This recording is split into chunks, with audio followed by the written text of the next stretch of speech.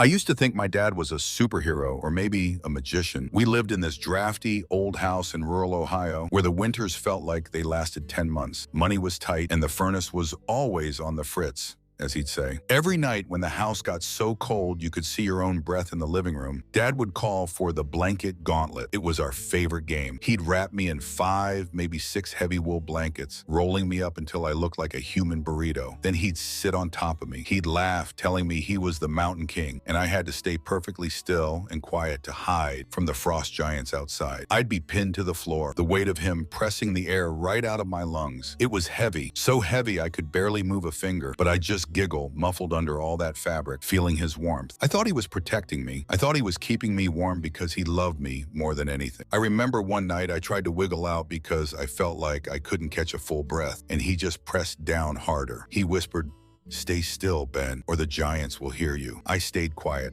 I didn't want to let him down. It wasn't until last year, when I was helping him move out of that same house, that I found the old utility bills. They were all marked final notice. My dad didn't have a magic game.